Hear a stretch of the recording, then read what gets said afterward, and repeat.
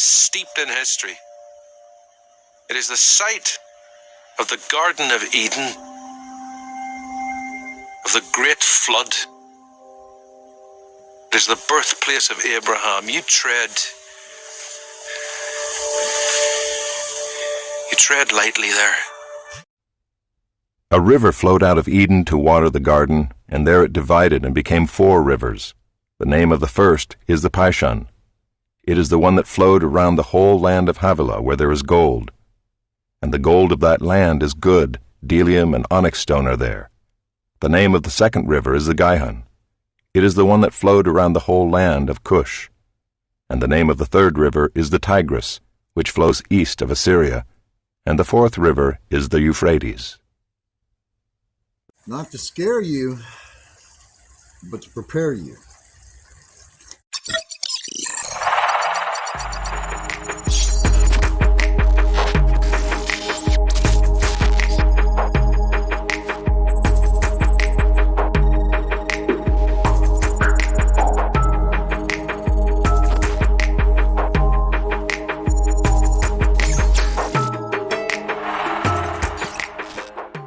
What's shaking, Warfighter Nation? Ron here with Warfighter Ranch and Isaiah 6:8, and it's Saturday. You know what that means. It's time for a little SOS, Salvation on Station, because everyone needs a little close air support from time to time. Big God 6, this is Isaiah 6:8 action. Blackjack, I need a safe house, next mission time now. Full send, over.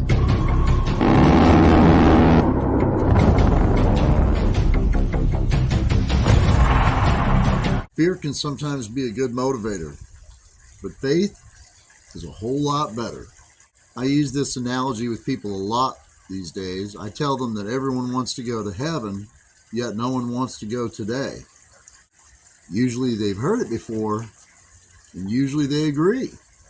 But then I take the conversation in a different direction by stating that along those very same lines, we all know about the book of Revelation. Nobody wants to be the generation that has to endure it. Scribes, once upon a time, wouldn't even write the entirety of the name of God for fear of his judgment to come upon them. His name is holy, and yet of all the holiness, reverence, and all the things of praise understandably due to his name, there's only one thing that even God ever exalted over his own name. His word. His word is exalted above the character and the power and the authority and the prophetic nature of his own name. He is who he says he is. This should shed some light on just how important this book really is. So when I tell you that this message in particular strikes a very personal chord with me, it's because of my time in Ramadi. In fact, I'm certain God sent me there so that I could stand here and share this message with you today. I really and truly believe that with everything that I am, everything in me. The Euphrates River, a lifeline of history, has carved its way through epics, its waters witnessing the rise and fall of empires. For ages, its water, different civilizations, and preserved history, and its flows and bends have been witnessed by millions. But now, the forces are emerging that the once mighty river is gradually drying up. The Euphrates ranks as the 15th longest river in Asia and the foremost in Western Asia. The Euphrates measures just over 1,730 miles or so and is rooted at the sacred text of both Christianity and Islam. Genesis 2:14 includes the Euphrates as one of 4 rivers originating from the Garden of Eden, implying its association with fertility and plenty. Genesis 15:18 outlines the Euphrates River as one of the defining borders of the land God assures to Abraham. Likewise, in Deuteronomy 1:7 and Joshua 1:4, the Euphrates is mentioned while describing the land prescribed to the Israelites. These verses portray the Euphrates as a beacon of hope and the fulfillment of divine promises. Now, yes, the same Bible that speaks of the river's abundance also refers to its decline. In Jeremiah 46:10, Jeremiah predicts the fall of Babylon and the drying up of the Euphrates River.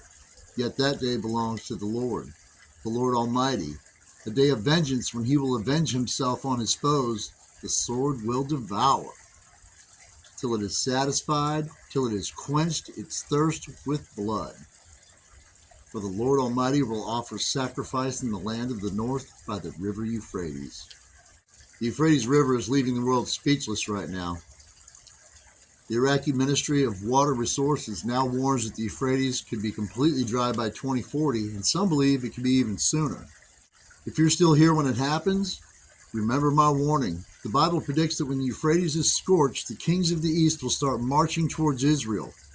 So here's my question for you. Which country will these kings come from? The clues, kings from the east, is more accurately translated to mean the kings of the rising sun. And the Bible also tells us the number of the people who will march on Israel, 200 million. As the closing of the age grows ever closer in what the Lord describes as the beginning of sorrows in Matthew 8 and 24 is becoming more and more reality, the Bible is full of prophecy that is being fulfilled before our very eyes. The book of Revelation deals more with the events that occur within the 7-year tribulation period that is to come. What I'm coming to you with today is but one piece of this. Now, please understand, I'm not cherry picking here by any means. But this verse has stood out to me for a very long time because of my experience in Iraq, and I wanted to bring it to light. Again, not to scare anyone, but to prepare everyone.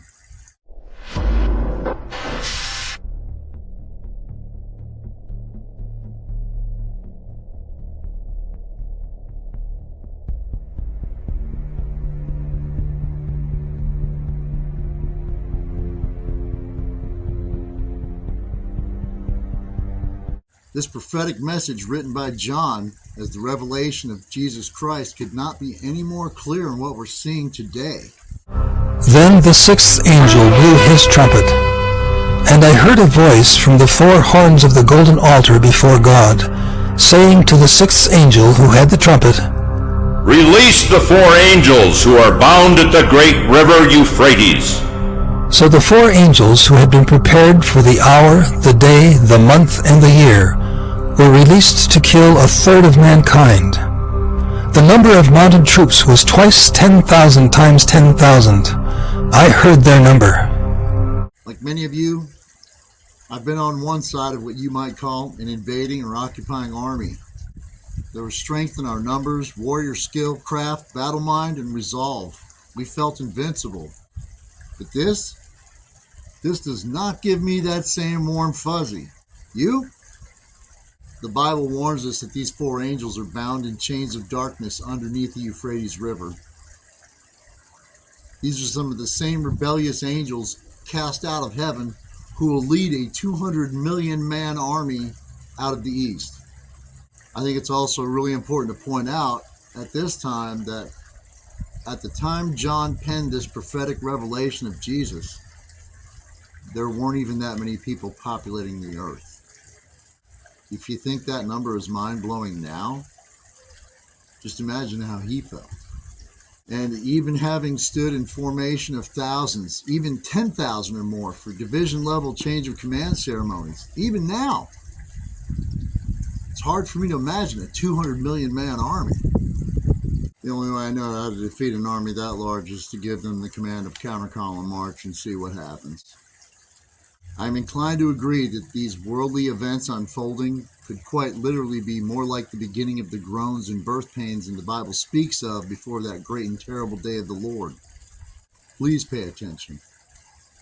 Please repent, for the kingdom of heaven really is at hand. Because the Bible tells us that these things not only will happen, but they must. And when I say they must, I mean they must, like literally must, as in accordance with the prophecy must. And when I say in accordance with the prophecy, I mean the real deal prophecy, and most certainly not one of the many things that Specialist Breland wasn't ever allowed to say to Lieutenant Kessler ever again. But seriously, this is legit, folks. I wouldn't be standing here saying it, telling you if I didn't believe it myself. Like the disciples of the early church and other believers all around the world, I am not sitting here willing to die for a book of lies, much less a single one. But the truth of God, I'll die on that hill. And it's right here in black and white. And it's playing out right in front of our eyes. This is a gift. This is like the op ward, how to fight the enemy right here. Quite literally tens upon tens of thousands of warfighters, including myself, including but not limited to my little brother, my squad, and even my best friend have not only seen but depended on the Euphrates River for our very sustenance. Most folks who have been downrange know this already, but most civilians don't. But we have water purification troops in the Army, and their job is to take any water source and make it drinkable so that we can survive. And our water purification troops got our water right out of the tap, straight out of the Euphrates River for over a year for me and my soldiers, on top of 20 years worth of troop rotations. Now, the average person is supposed to have 8 glasses of water daily in order to maintain a healthy state of hydration. A year in the Middle Eastern desert will throw that theory right out the window. Honestly, I've never drank so much water in my entire life as I did that year. And even over the course of 2 decades, between all of us, we never even put a dent in it. Not even close. I did once, however, try to fish the Euphrates. Actually, I fished all of my chores, but that's neither here nor there now. Time was short and I got skunked. But I fished it. Here's a little bit more updated information to give you a clearer picture of what's going on with the Euphrates River Valley today.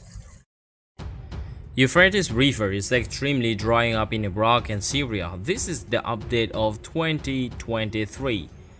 You can see from recent satellite image, it shows clearly that the Euphrates River is extremely drying up.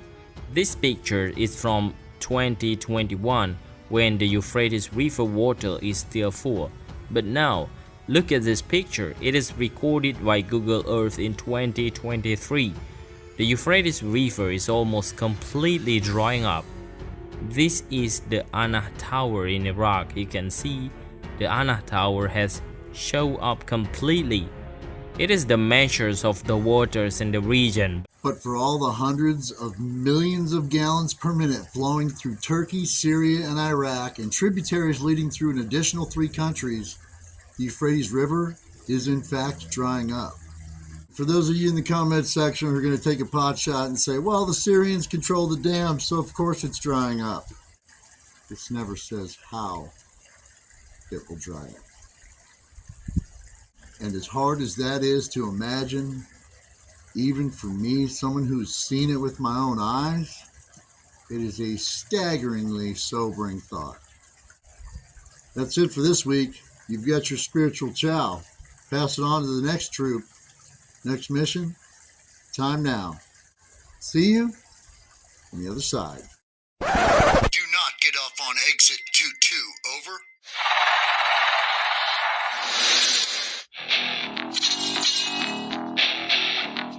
We were cleared hot at this time. Smoke Vet 6, this is Smoke Jumper 7. Roger that. Next mission, time now.